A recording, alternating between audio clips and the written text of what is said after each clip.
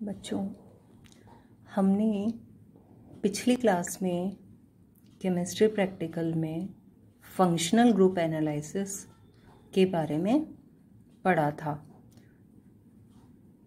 आज हम उसी को कंटिन्यू करेंगे। इससे पहले हम पिछली वीडियो में जो हमने पढ़ा था उसको एक बार दोहराते हैं कि फंक्शनल ग्रुप एनालिसिस में हम किस किस स्टेप्स को करते हैं, कैसे हम क्रियात्मक समूह का परीक्षण करते हैं। हमने पढ़ा था कि सबसे पहले हम प्रारंभिक परीक्षण करते हैं जिसमें फिजिकल स्टेट, भौतिक अवस्था, ठोस है या द्रव है, ये देखते हैं। बी, कलर, दिया गया जो कार्बनिक यौगिक है उसका रंग कैसा है, हल्का पीला रंग है या नारंगी रंग है या किसी और तरह का रंग है, वो हम देखते हैं।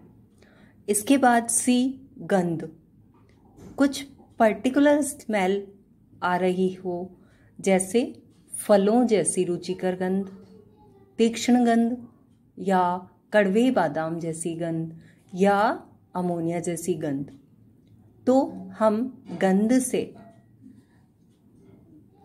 क्रियात्मक समूह पहचान करने में बहुत सहायता मिलती है।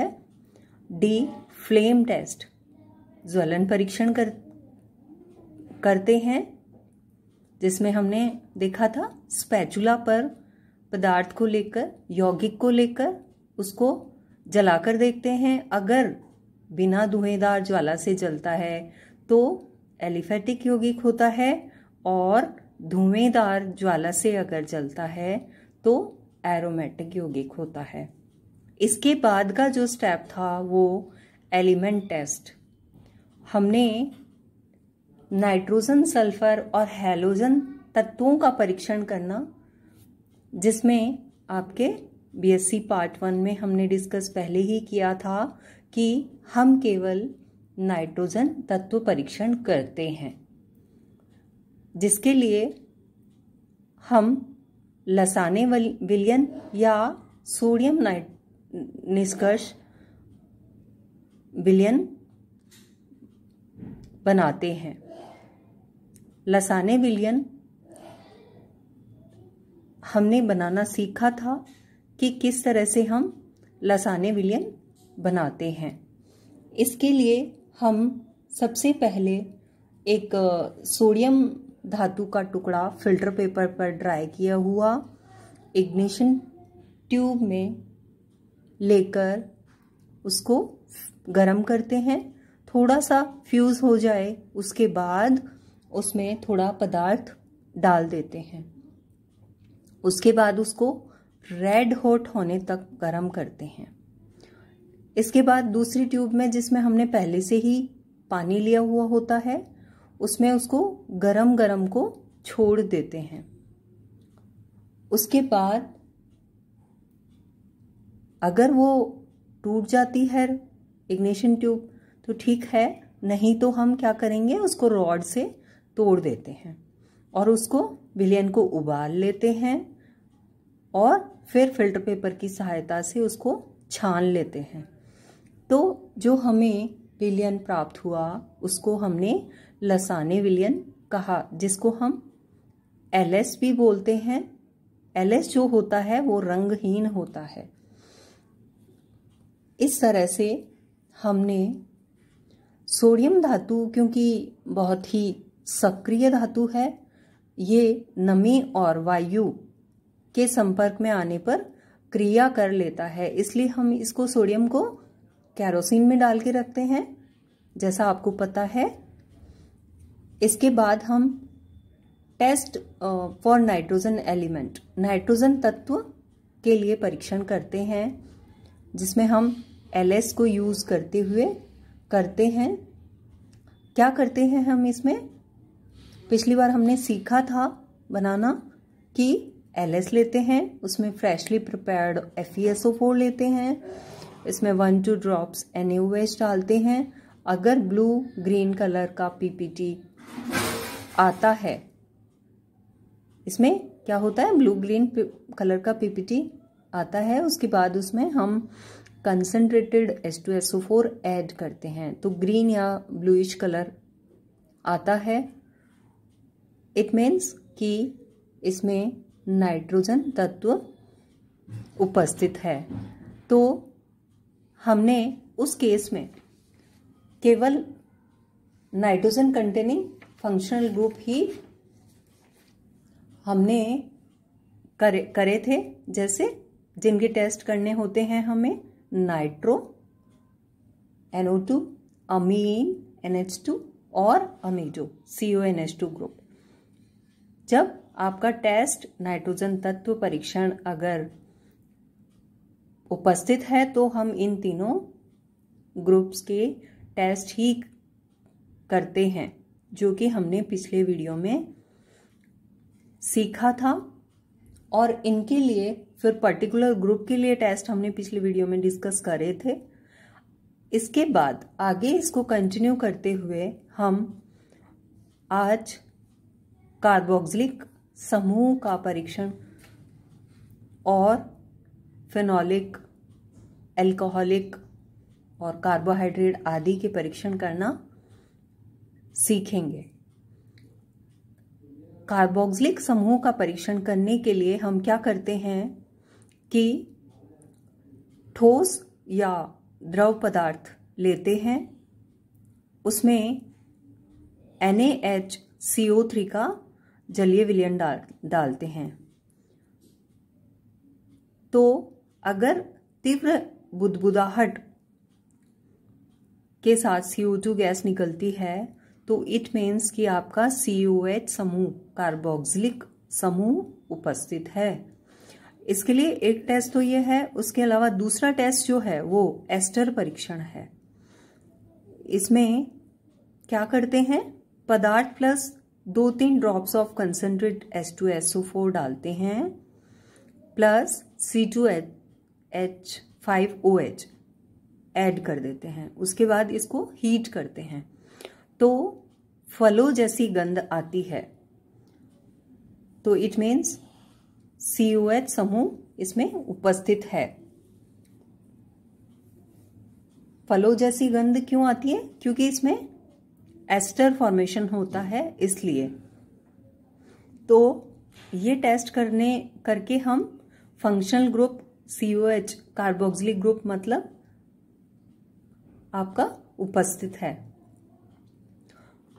इसके बाद हम फेनोलिक समूह का परीक्षण करते हैं। फेनोलिक समूह में सबसे पहला फेरिक क्लोराइड परीक्षण करते हैं, जिसमें हम क्या करते हैं, एक टेस्ट ट्यूब में पदार्थ का जलीय विलयन लेते हैं प्लस उसमें 2-3 ड्रॉप्स ऑफ फेरिक क्लोराइड डालते हैं। तो अगर नीला, बैंगनी या लाल या हरा रंग अगर आता है तो हम कहेंगे कि फेनोलिक समूह उपस्थित है। एक टेस्ट और कर सकते हैं इसका, थैलीन परीक्षण।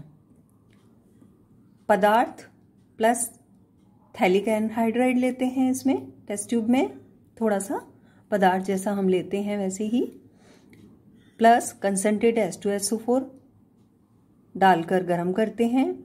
इसके बाद इसको ठंडा करते हैं। ठंडा करके जल से आधे भरे बीकर में इसको डाल देते हैं। फिर इसमें NaOH ऐड करते हैं। यदि लाल, नीला रंग या हरी प्रदीप्ति प्राप्त होती है तो हम कहेंगे कि फेनोलिक समूह उपस्थित है।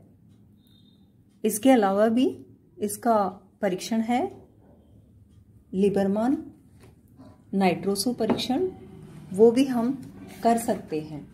लिबरमान परीक्षण है जो वो भी हम कर सकते हैं इसके लिए। इसके बाद हम एल्कोहलिक समूह का परीक्षण करते हैं। एल्कोहलिक क्रियात्मक समूह के लिए सबसे पहले हम सेरिक अमोनियम नाइट्रेट परीक्षण करते हैं। एक परीक्षण ठोस यौगिक का जलीय विलयन लेते हैं इसमें हम टेस्ट ट्यूब में, plus 5-7 drops of ceric ammonium nitrate add करते हैं। यदि लाल रंग अगर हमें प्राप्त होता है, इट मीन्स कि इसमें अल्कोहलिक समूह उपस्थित है। दूसरा टेस्ट इसका सोडियम धातु परीक्षण कर सकते हैं। इसमें क्या करते हैं, टेस्ट ट्यूब में द्रव पदार्थ लेते हैं, प्लस इसमें सोडियम का टुकड़ा ऐड करते हैं। यदि तीव्र बुदबुदाहट के साथ H2 गैस निकलती है तो अल्कोहलिक समूह उपस्थित है। तीसरा इसका टेस्ट है एस्टर परीक्षण। इसमें हम टेस्ट ट्यूब में पदार्थ ले लेते हैं 1-2 ग्राम, प्लस सोडियम एसीटेट लेते हैं, प्लस इसमें थोड़ा सा कंसंट्रेट H2SO4 ऐड करते हैं। ऐड करके इसको थोड़ा गरम करते हैं तो फलों जैसी रुचिकर गंध आती है। तो अल्कोहलिक समूह, क्रियात्मक समूह के लिए हम सेरिक अमोनियम नाइट्रेट परीक्षण कर सकते हैं, सोडियम धातु परीक्षण कर सकते हैं, एस्टर परीक्षण कर सकते हैं। इसके बाद कार्बोहाइड्रेट का परीक्षण करें तो कार्बोहाइड्रेट के लिए हम मॉलिस परीक्षण कर सकते हैं। मॉलिस परीक्षण कैसे करेंगे बच्चों? मॉलिस परीक्षण में हम पदार्थ का जलीय विलयन लेंगे और उसमें हम ऐड करेंगे मॉलिश अभिकर्मक, प्लस फिर परखनली की दीवार के सहारे कंसंट्रेट H2SO4 डालते हैं। 2-3 मिनट बाद सतहों की संधि स्थल पर रेड रिंग बनती है जो कि धीरे धीरे लाल बैंगनी रंग में बदल जाएगी। बहुत अच्छा सा टेस्ट इसका आता है कार्बोहाइड्रेट का। तो ये जो मॉलिश परीक्षण है वो कंफर्म टेस्ट है कार्बोहाइड्रेट परीक्षण का। तो हमने कई सारे क्रियात्मक समूह निकालना सीखे हैं, जिसमें हमने नाइट्रो, अमीन, अमीजो, इस जो नाइट्रोजन कंटेनिंग ग्रुप थे वो तो ये थे ही आपके पिछले वीडियो में जो डिस्कस किए थे। इसके अलावा आज जो है वो हमने carboxylic acid, phenolic group, alcoholic group और कार्बोहाइड्रेट का परीक्षण करना हमने आज सीखा है। और वही टेस्ट हम रिकॉर्ड में भी लिखते हैं जिनके लिए हमें इजीली केमिकल लेबोरेटरी में अवेलेबल हो और इजीली हम उन टेस्ट को कर सकते हैं। लिखेंगे कैसे? जैसा मैंने बताया है इसमें कि एक्सपेरिमेंट, ऑब्जर्वेशन और रिजल्ट एक टेबल बना के लिखते हैं, जिसमें एक्सपेरिमेंट हमने किस तरह से किया, कैसा कलर ऑब्जर्व हुआ और रिजल्ट हम लिखते हैं। इसके आगे के जो फंक्शनल ग्रुप्स हैं वो हम नेक्स्ट वीडियो में डिस्कस करेंगे। Thank you.